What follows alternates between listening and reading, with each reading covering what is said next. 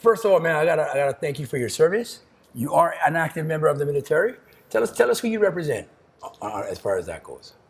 Well, I represent the 25th Division fight team. So, in short, I fight for the Army, and it's been a fun experience. I've been fighting under them for a little bit over 2 years now, and this opportunity to be able to fight under X1 has been, another step forward into my fighting journey. Something that's actually very new to me. You see, in the Army, we don't just step in the cage and throw elbows, knees, right? Stuff like that is not allowed in the Army. So this was all actually very, very new to me, and I'm so glad that I got to get exposed to it, right? Because the moment I got exposed to it, I told my fight coach, Sergeant First Class Diggs, I love you.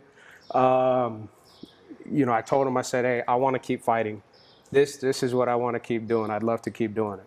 Sergeant Diggs has done a lot for the Army as far as the fight team and all of that stuff, and he's helping us try to formulate more tournaments and represent you guys and stuff like that. Yeah, but so I mean, we're impressed because you guys show up at fight night, especially you ready to go. It doesn't matter if you guys were just flew back in from a 3-month deployment or whatever. So what does your training regimen kind of look like?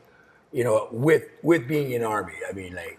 Well, with being in the Army, as far as my job, I mean, the best way I can describe it to you is, hey, I sweep the rain off the porch. I vacuum the dust off the asphalt.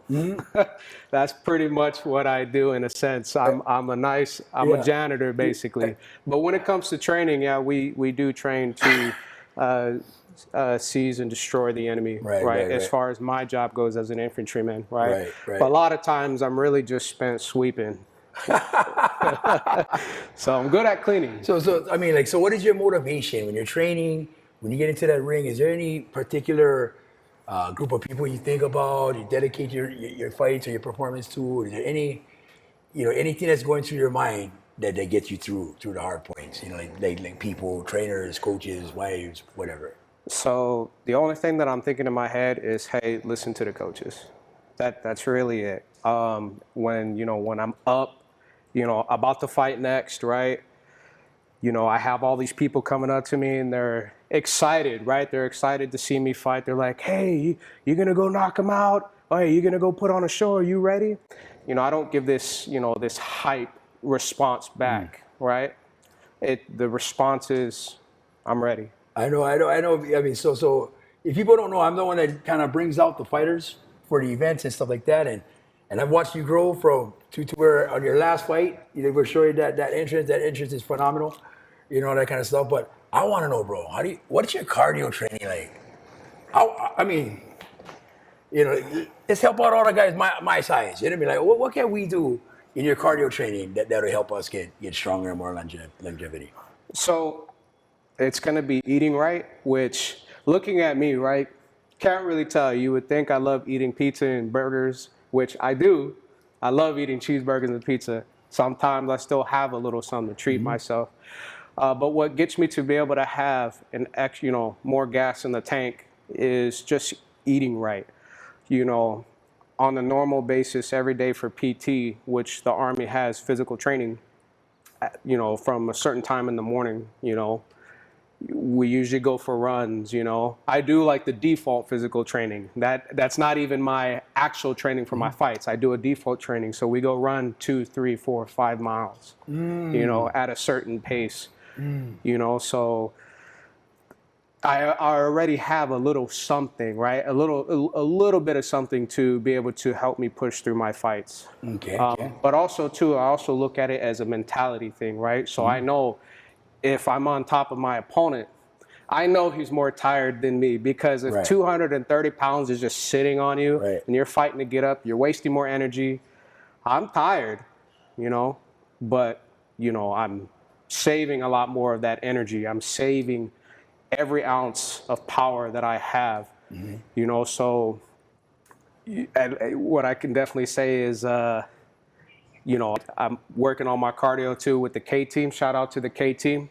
Kyle Nitara, or Kyle, I say Kyle Nita, right, for short, and his son Carter. I love those guys, the K team in general. They've been helping me along my journey, and I wouldn't be able to do it without you guys. So I love you guys, yeah. So, you know, guys like me and you, being as heavy as we are, we can add a little bit more cardio, to ourselves, right, to our workouts, just by, changing some of our eating habits. Right. Okay, so final. We're coming up to the final two trick questions, and then kind of demonstrate your power and all that kind of stuff. So, who in the division, or who is your dream opponent? So you can start. Let's just try one that maybe might be attainable before you go to the next division. But right. And then who is your ultimate dream opponent? So I wouldn't say I have an ultimate dream opponent, but what I will say is I never had the opportunity to fight Chevy Antoki, which was supposed to be my first fight. Okay, yeah, I remember. You know, when I found out that he got injured, and it's part of the game. When you're training, like it just happens. You know what I'm saying? Injuries happens. I actually asked the question to my fight coach. I said, "Hey, I wonder how Chevy's doing, right? I wonder if he healed right. I wonder if he's still like coaching at the UFC gym, right? Like all that good stuff, right?" So if you had something to tell him right now, he looking to. Hey Chevy, man, I hope you're doing all right, brother. Freaking, let me know how that foot feels. If you feel like you have more energy, and if I still have more time to get in an extra fight, man, I'd love to see how you're doing, man. Maybe get in the ring with you. So this title fight, what would this title fight mean to you? This title fight? Well, to be honest with you, I had this conversation with my first sergeant Coulter, which is our combatant's first sergeant. Which shout out to him. Dude's the reason why a lot of us are even fighting in the first place. I had a conversation with him. He asked me the same question. He's like, "Hey, what is this fight going to mean to you? What are you going to do, after you become the champion and you take the belt? What are you going to do?" Right? Him speaking, and I told him, I said, "Man, I don't know." I said, "What I do know is if I take the belt, like when I take the belt, the belt's just going to sit there, right? It's going to sit there and it's going to collect dust on it, I'm gonna tell you something from our experience. It hardly sits there. What you get is if you win, if you win, it's gonna move. You're gonna be moving. You're gonna it's gonna open up your horizons, and you're gonna a lot more options are gonna come up and stuff like that. I've even considered, I'm 230, right? I've even considered cutting down to 185. Ooh. and possibly, fighting, champion versus champion. Ooh. I can cut. I know how to do it. I'm just comfortable being heavy. That's what we love it, man. That's why we have a lot of confidence in you. Amazing progression, and seeing you evolve is such a treat. The 25th combatants, man, they coming, boy. They coming. Sergeant Diggs ain't messing around. He ain't messing around. Hey, you want us to try to kind of show us your flow and your form and stuff, so people can kind of see, hey, oh, this guy. For the uncle that say watching on TV, oh, this guy get action. kind of show some of your moves. You don't have to give any game plan things away, but it's not no game plans. I could definitely say I am not the strongest boxer. What is your go-to punch? Go-to punch, just the jab. Just the jab, just because, right? Right. Everything that I have, every combo that I have, is not so much to be like, at a distance. Mm-hmm. Everything is up close. Okay. So from my last fight, right, we see that, I tried striking from a distance, didn't seem like it was working out too much. Mm-hmm. So I slowly started to come in, right? Mm-hmm.